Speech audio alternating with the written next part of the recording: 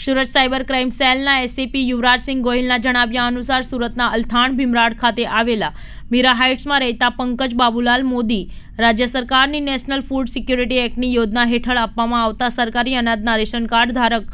સુરતમાં અંબાનગર ખાતે આવેલી સરકાર માન્ય વ્યાજબી ભાવની દુકાનમાંથી તેઓ પાસે રેશન કાર્ડ છે, જે રેશન કાર્ડ પર સરકાર તરફથી સસ્તા ભાવે ઘઉં, ચોખા, ખાંડ, મીઠું, તેલ સહિતની અનાજ ફાળવવામાં આવે છે. સરકાર માન્ય વ્યાજબી ભાવની દુકાનમાં રેશન કાર્ડ ધારકોના બાયોમેટ્રિક ફિંગરપ્રિન્ટ લઈને બાદમાં કૂપન કાઢી તેના પર જ અનાજની ફાળવણી કરવામાં આવે છે. પરંતુ સુરતના અંબાનગર ખાતે આવેલી સરકાર માન્ય વ્યાજબી ભાવની દુકાનના પરવાનેદાર ઈશ્વરચંદ્ર રામચંદ્ર મોરિયા, દુકાનના ટોલાટ મુકેશ જગદીશભાઈ બોરીવાલ, કોમ્પ્યુટર ઓપરેટર કેતન મુકેશ બોરીવાલ દ્વારા રેશન કાર્ડ ધારક પંકજ બાબુલાલ મોદીની પણ જાણ બહાર સરકારી સોફ્ટવેર અને બાયોમેટ્રિક फिंगरप्रिंट સાથે ચેડા કરીને કૂપનો કાઢવામાં આવી હતી.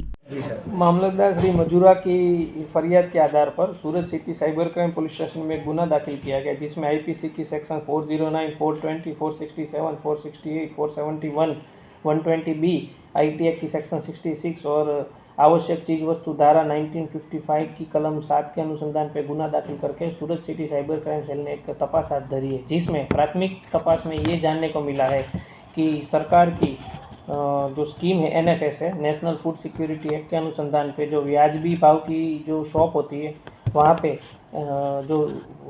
कार्ड धारक होते हैं, रेशन कार्ड धारक, उनकी फिंगरप्रिंट का गलत उपयोग करके अपने अंगत आर्थिक लाभ के पाने के लिए सूरत के जो दुकान के परवानेदार हैं वो ईश्वर चंद्र रामचंद्र मौर्य तथा उनके तोलाट मुकेश भाई जगदीश भाई बोरीवाल और कंप्यूटर ऑपरेटर केतन मुकेश भाई बोरीवाल ने पूर्व आयोजित कावतरा रच के जो अलग अलग रेशन कार्ड धारक थे उनके नॉलेज के बिना उनका फिंगरप्रिंट का यूज़ करके या उनको जो अनाज मिलने वाला होता है उससे कम दिया गया था या फिर उनकी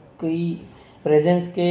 एब्सेंस में ही उनकी फिंगरप्रिंट यूज़ करके उनका अनाज इशू करवाया गया था। वैसा कुल गेहूँ, चोखा, खांड, मीठू, चना, तुअर दाल इनके कुल 28,017 रुपीज़ का सरकार सी के साथ फ्रॉड किया गया है, जिस अनुसंधान पे सूरत सिटी साइबर क्राइम सेल हाल तपास हाथ धर रही है।